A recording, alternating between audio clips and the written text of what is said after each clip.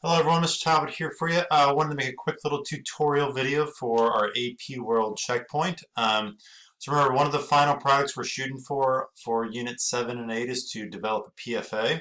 So to make your own PFA, of course, you're going to need multiple choice questions.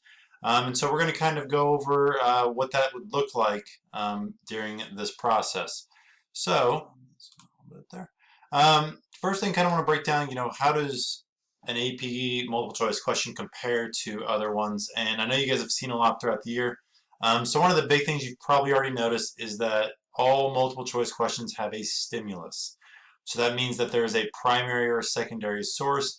And when you get to the actual exam in a normal year, you will see that, it's not one stimulus and then one question. There's at least 3 questions, and a lot of times there's 4 or 5 to go with it. So several questions based on one stimulus. But how each question is framed is a little bit different. But the stimulus, and you're going to pick your own. You can choose primary or secondary sources. So that's going to be that could be text-based stuff, but that can also be maps and charts and graphs and all sorts of those things too. So it can be visual, it can also be written, and you're going to get the choice which one you want to pick for this checkpoint.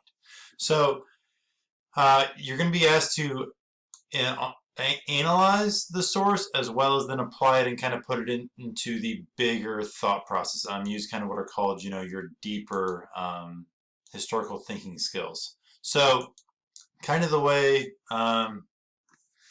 it kind of starts with an easier question where you can really answer that question based just on what you're seeing for the most part.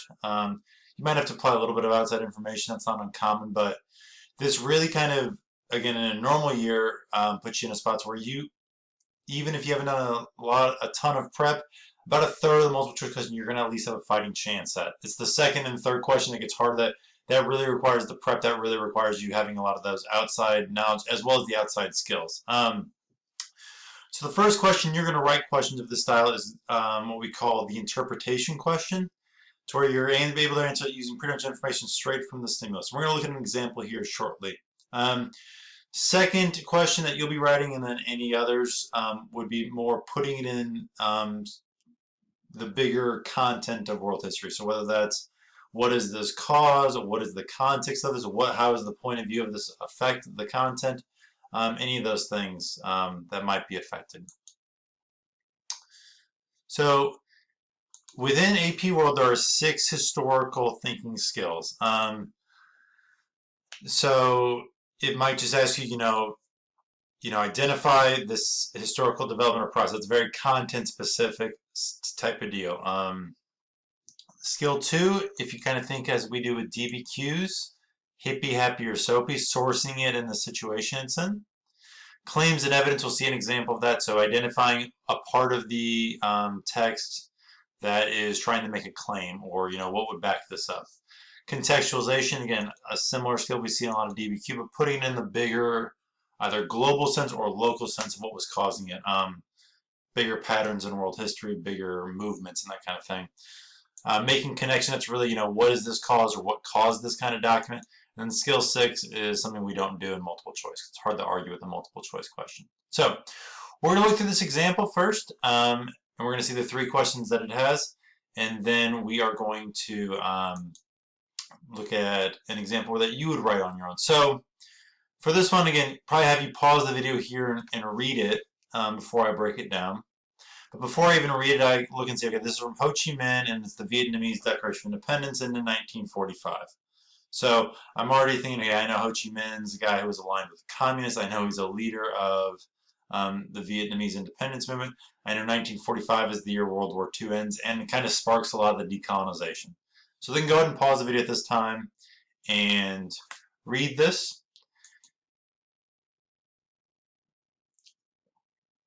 And so we're going to see kind of for our first question, this is, again, the first question is always that interpretation question. So looking specifically at this stimulus, you ought to be able to answer it. So which words in the passage most directly reflect Marx's fundamental criticism of capitalism? So again, this requires you to know something else. It requires you to know Karl Marx. It requires you to know communism. But I just go through and say, okay, Karl Marx, communism. I'm going to look for the one that's most about economics. That's not the opium one. Schools and prisons, yeah, Marx would say something, but not really.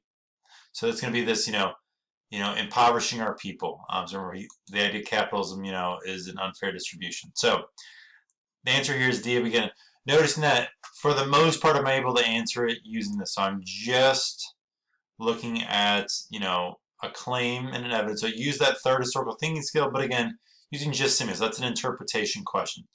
So our second and third question, you're going to notice it requires you to know a lot more world history, and it's not so much from the actual passage as it is, okay, knowing what I know about Ho Chi Minh, so which movement would most likely have influenced. So again, this is asking you to contextualize. So again, I picked out historical thinking skill 4.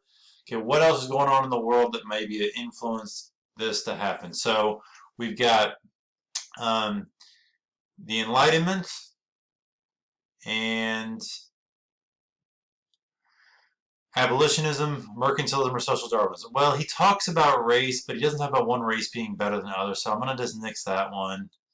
Mercantilism isn't really a movement that he's expressing. He does about the fleecing and back, but what's going to inspire him to want independence is going to be the Enlightenment, that self-determination, nationalism, that kind of thing. Okay, again, nothing about slavery, so abolitionism wouldn't really apply. But again, creating the bigger context.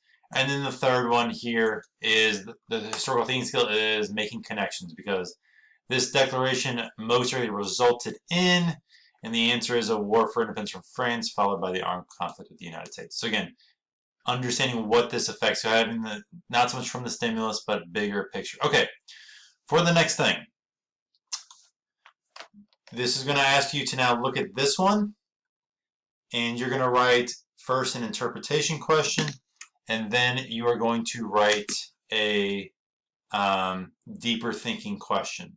So an interpretation question for this might be, asking him to identify, why does he think Ireland should be independent? Okay, or this person is most likely on what side of the Irish War of Independence? That might be something that gets into a point of view, deeper thinking kind of question. So again, you're going to write your own 2 questions, but again, the first one should be an interpretation question, something directly from the source.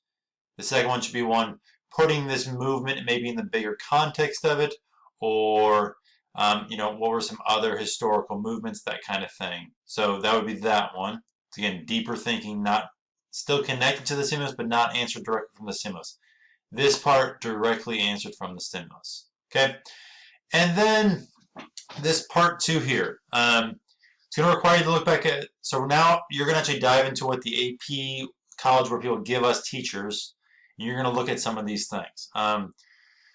For you, go back to checkpoint 1 and look at, okay, what topic did you pick, and then for the topic you picked, where would that fit in our units? Probably 7 and 8, but you might be something for you, but probably just in 7 and 8, which topic would it fit best in? I will tell you the answer is not going to be the last topic of either unit. That doesn't really fit for multiple choice stuff, because that's more that argumentation skill. So when you figure that out, you'll just type that in here.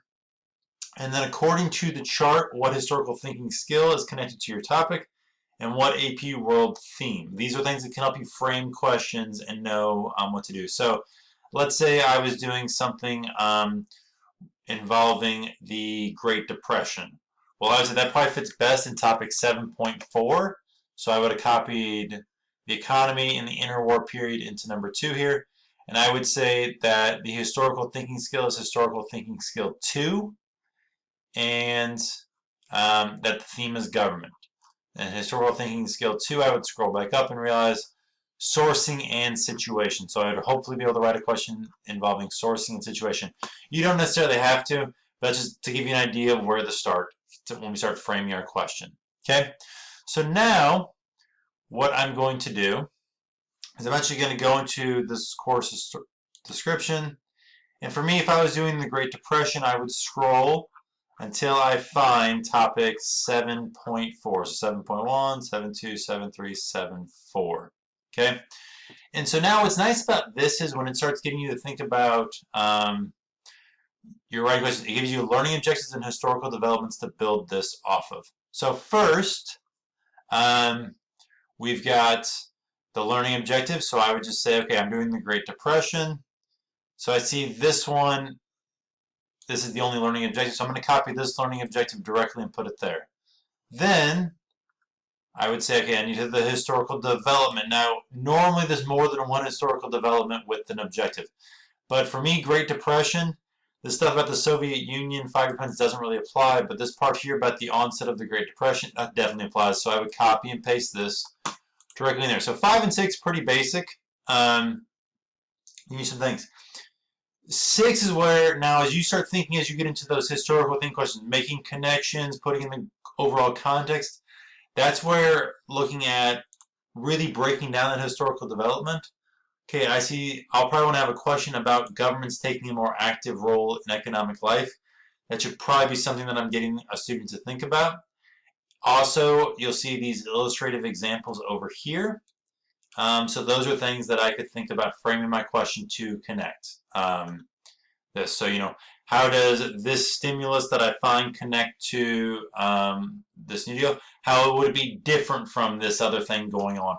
Why would the person writing this about the New Deal in a letter to Roosevelt, what would their point of view be? Those kind of things to help you break it down. Again, because then you're going to go out and you're going to find a stimulus. This is exactly what you did on an earlier checkpoint, but you're going to use a different stimulus than you found before. Then don't forget to caption it, whatever it is. Then you're going to write your interpretation question. Again, interpretation question means I can answer it almost exclusively using the interpretation. And then question 2 and 3 is deeper thinking. So that's where looking at really breaking down the learning objective, really looking at historical developments, looking at other illustrative examples can help give you ideas of how to write your multiple choice question. As you do this, please bold the correct choices. Once you've got your 3 questions written down here, as well as all the other questions, then you're done. So there are a total of 10 questions you're going to do. So I want to break them down again. You are writing your own questions for this Irish independence stimulus. So you're going to write 2 questions there. You're going to answer these 3 here, these 3 here, and then you're going to write 3 other questions after you find your stimulus. So hopefully that helps. Please email me if you have any questions. I hope you're all doing well.